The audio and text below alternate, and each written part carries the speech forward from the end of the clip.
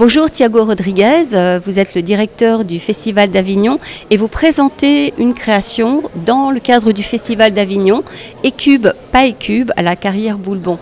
Écube, pas Écube, est-ce qu'on peut dire que le titre est programmatique? Est-ce que vous pouvez nous l'expliquer s'il vous plaît?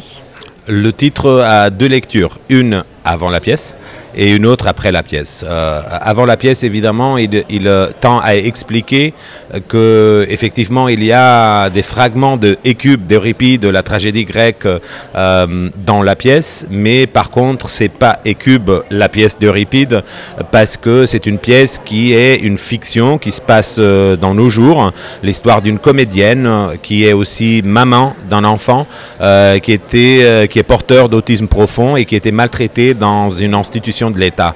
Elle porte plainte et dans sa vie quotidienne, elle traverse cette enquête juridique pour rendre justice à son enfant maltraité, alors qu'au théâtre, cette mère qui est aussi comédienne répète la tragédie grecque d'Euripide, Écube, qui est aussi question de souffrance d'une mère et exigence de justice au nom de son enfant assassiné après la guerre de Troie.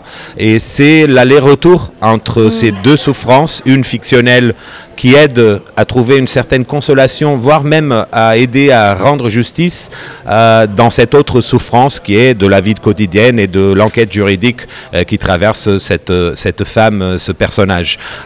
Donc c'est effectivement Écube, pas Écube. Et après avoir vu le spectacle, on comprend aussi que dans le vocabulaire du spectacle, dans ce qu'on propose de discours poétiques sur ces deux récits, il y a aussi un jeu de mots qui gagne toute une autre valeur que je ne vais pas dévoiler parce qu'il faut voir le spectacle pour le comprendre. Mais c'est vrai que c'est un titre qu'après le spectacle, on comprend encore mieux.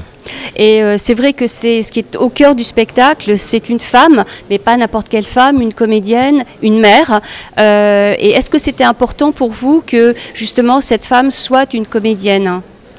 C'était important parce que c'était tout le départ du projet, venait d'observation précisément d'une comédienne avec laquelle j'ai travaillé il y a quelques années, qui traversait un type de souffrance très identique à celui de ce personnage fictionnel.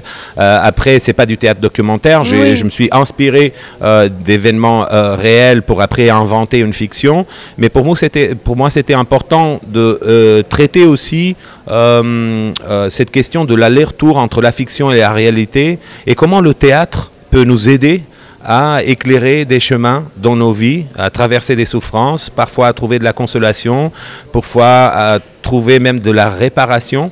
Et c'est l'expérience que j'ai en tant qu'artiste, mais aussi que je pense que beaucoup de spectatrices, spectateurs de théâtre ont parfois. C'est comment la beauté de l'art, mais aussi son rapport à la réalité, peut nous influencer dans la vie et parfois nous consoler, nous donner de la force, nous donner de l'espoir. Et je pense que c'est un de mes rapports les plus forts avec le théâtre. C'est comment il m'a donné espoir toute ma vie et comment j'essaie avec le théâtre que je fais, parfois plus ou moins réussi, de au moins essayer de donner, de partager de l'espoir avec le public. Oui, vous avez employé un mot qui me semble très important, c'est le mot réparation. C'est vrai que Écube, chez Euripide, elle est dans la vengeance et elle va jusqu'au meurtre. Et peut-être Nadia, elle est-elle justement dans la volonté de justice. Mais le mot que vous employez, c'est dire la réparation. Réparation par la justice, mais aussi réparation par justement faire quelque chose de cette douleur. Oui, dans le cas d'Euripide, effectivement, Écube termine dans un geste de vengeance. Mais pourquoi?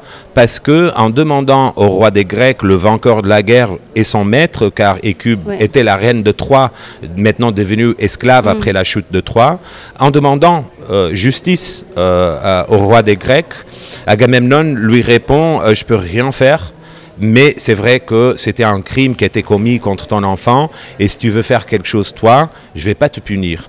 Et là, c'est voilà, l'échec de la justice. Disons que la justice ou l'État est défaillant parce qu'Agamemnon n'a pas le courage de dire « oui, tu as raison ».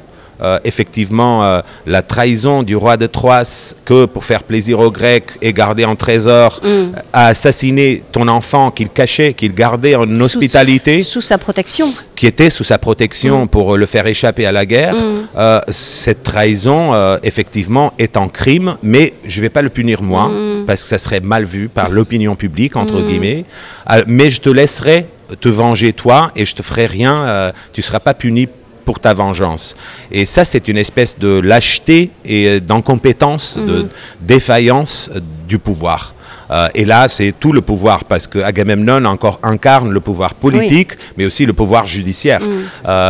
Malheureusement, c'est le cas pour Hécube, qui doit faire un geste de vengeance pour trouver une forme de justice.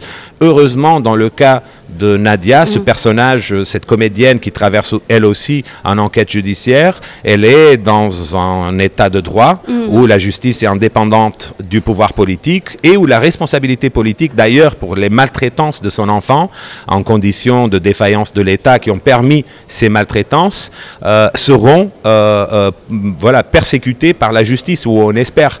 Et là, il y a la friction démocratique, disons, entre justice et pouvoir politique, où la justice est indépendante dans un état de droit, et raison pour laquelle on peut lui faire confiance malgré la difficulté des procédures, malgré le labyrinthe administratif, bureaucratique qui peut être la justice.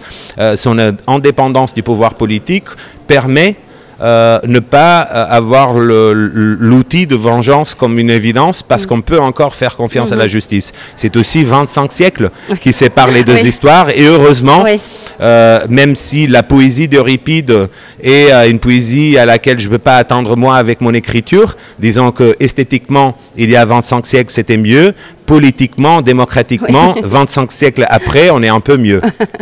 Et aussi, il y a la question, parce que de la vulnérabilité, en fait, des enfants, parce que c'est une mère, à chaque fois, qui demande justice pour son enfant, et un qui a été tué et l'autre qui a été maltraité, alors qu'il était sous la protection d'une institution. Mais c'est important aussi, cette idée de la vulnérabilité de l'enfant. C'est quelque chose qui m'intéresse beaucoup et que j'essaie d'aborder différemment dans plusieurs de mes pièces, parfois d'une façon plus explicite, parfois de façon plus poétique et implicite. C'est la façon dont nous, dans des sociétés comme pourrait être la française ou la portugaise, d'où je viens, avons quand même, malgré les inégalités de nos sociétés à lesquelles il ne faut pas être aveugle, mais nous avons quand même une majorité de la population qui a accès à des biens et droits essentiels, mais nous sommes quand même collectivement très négligents envers les plus vulnérables. Et nous le sommes souvent à cause de l'État, qui est notre représentant, le représentant du collectif social pour prendre soin des plus vulnérables. Et c'est vrai que dans nos sociétés, les cas de négligence, de violence envers les plus vulnérables. Je pense pas seulement à des enfants porteurs d'un handicap, mais je pense à des personnes âgées en EHPAD. En France, on a vu plusieurs cas. Je pense à des migrants sans papier, par exemple. Je pense juste aux pauvres, à des gens qui n'ont pas de conditions économiques, et comment nous pouvons les regarder comme si c'était un segment de la population qui ne mérite pas le même regard humain, qui ne sont pas tellement humains que tous les autres. Et on a beau dire que non, mais on s'en charge, etc. Mais si on s'en chargeait vraiment, on s'en chargerait en leur rendant des privilèges plutôt que la négligence. Et la négligence est encore recourante. Je pense qu'il y a un travail de responsabilité collective à continuer à faire évoluer dans nos sociétés.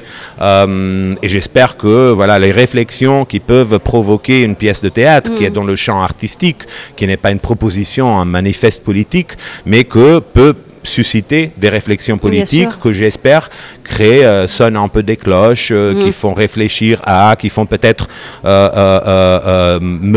qui peuvent mener à agir, à collaborer avec, à contribuer pour un changement pour le meilleur de cette situation. Et sinon, je me demandais, le fait que vous ayez choisi la carrière Boulbon, je me demandais si avec ces pierres rugueuses, vous l'aviez choisi parce que quelque part, ça évoquait peut-être le théâtre grec antique. Je pense que la carrière de Boulbon est un écrin parfait, idéal pour la tragédie grecque. Elle est la verticalité monumentale de la tragédie grecque, qui doit se passer habituellement dans une unité d'action d'un jour en face du palais, en plein air. Mais là aussi, cette austérité qui est voilà, l'austérité lyrique, poétique, mais quand même très efficace de l'écriture, soit d'Euripide, de Sophocle, d'Échille. Je pense que c'est un lieu magnifique pour jouer de la tragédie grecque, et je pense que c'était aussi l'envie de pouvoir voir ce lieu habité pour la première fois par la troupe de la Comédie Française, qui a son habitat naturel au Palais des Papes à Avignon, et que cette fois-ci, ça apparaît de la deuxième plus importante jauge, et peut-être du deuxième lieu le plus mythique et chargé en termes de mémoire et patrimoine du Festival d'Avignon. Et c'était aussi cette aventure, parce qu'Avignon est vraiment constitué aussi de ces aventures. On les vit en première main, les artistes et les techniciens, pour préparer le festival, mais c'est ça qu'on souhaite proposer au public. Une grande diversité et qualité de propositions artistiques, mais dans des lieux qui permettent une expérience inoubliable, oui, qui constitue une aventure pour le public. Exactement, voilà. C'est une sorte de voyage aussi proposé aux spectateurs. Et ce sera ma dernière question, et en vous remerciant beaucoup. Je me demandais justement par rapport à ce lieu, si ça avait induit des changements dans votre scénographie, ou si vous aviez conçu votre scénographie autour de ce lieu, en fait. Plus que changement, c'était une inspiration pour la pièce. Le fait que la pièce est plutôt dépouillée en termes de complexité technique ou visuelle est en rapport avec le fait que la carrière est en soi déjà un énorme décor.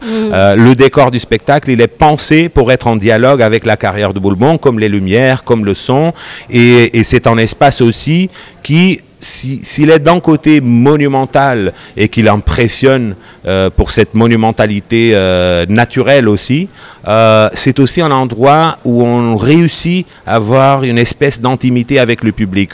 Dans cet amphithéâtre qui est une espèce de théâtre de verdure, dans cet espace qui était presque, qu'on sait bien que n'était pas imaginé, où l'interférence humaine ne pensait pas à faire de cet espace un espace de théâtre, mais l'accident a fait que c'est un espace de théâtre qui a cette capacité, qui ont par exemple les grands théâtres grecs. Au même temps, nous sommes des milliers, et on a un rapport individuel presque intime avec les comédiens et les comédiennes. Et ça, c'est un paradoxe, une synthèse, quelque chose de la nature de ce lieu qui est très impressionnante et qui a énormément inspiré l'écriture et le montage de la mise en scène. D'accord, donc ça a été vraiment important, ce lieu, à participer finalement à votre écriture. Les premiers mots que j'ai écrits sur le papier en pensant ça sera dit par Elsa Le Poivre, Denis Podalides, Loïc Corbery et les autres, ces premiers mots, je les entendais avec l'écho des murs de la carrière. Donc c'était fondamental. Dans mon imagination, chaque mot que j'ai écrit pour ce spectacle était un mot qui appartenait à la carrière de Boulbon. J'aurais du mal peut-être maintenant à le voir ailleurs, mais on se projette déjà à la fin de ce festival, on part à Épidore, et là je me projette déjà sur le fait que ce spectacle qui va faire une énorme tournée européenne avant de être repris à la salle Richelieu à la Comédie Française à Paris en mai 25. Je me projette surtout sur le fait qu'à Épidore, on va encore amplifier ce qu'on a fait à la carrière de Boulbon, et après, à partir de septembre, on retourne en salle où on a répété quand même une bonne partie de ce spectacle, et où on va retrouver, disons, la version de chambre de cette monumentalité, mais quand même avec la mémoire de l'avoir fait dans ce paysage de la carrière de Boulbon et après d'Épidore, que je pense va continuer à nourrir ce qui est ce spectacle, même quand il sera présenté en salle. Mais je vous remercie énormément, Thiago Rodriguez, pour cet entretien accordé à Mlasen. Et puis, ce spectacle va continuer à vivre, et c'est ce qu'on demande au théâtre, en fait. Oui, on est très content de pouvoir... avec la Comédie Française, eu l'opportunité de monter une tournée très longue qui va passer par énormément de pays européens, et pouvoir partager ce projet né à la carrière de Boulbon, aussi avec beaucoup d'aide et d'accompagnage de la mairie de Boulbon, qui est essentiel pour pouvoir maintenir cette aventure qui va continuer jusqu'à 2026 au moins, et pouvoir maintenant transporter ce qui est inventé à la carrière de Boulbon et sur ce territoire, le transporter par toute l'Europe, et avec la particularité qui me rend très ému de passer même à Lisbonne avec ce spectacle et pouvoir retrouver mon ancien public et mes racines aussi avec le travail que je fais actuellement, et en plus avec la Comédie Française. Je pense que ça sera un grand cadeau pour beaucoup de public, et quand on arrivera à Paris en mai 25, ce spectacle sera chargé d'une vie très longue, très européenne et aussi très française, parce qu'il tournera en France avant, et en arrivant au lieu où il est né, la Comédie Française, il viendra chargé de cette ouverture au monde que je reconnais dans la Comédie Française, que j'essaie de pratiquer moi-même et qui est la nature même du Festival d'Avignon. Je vous remercie énormément, Thiago Rodriguez, pour cet entretien. Merci beaucoup. Merci.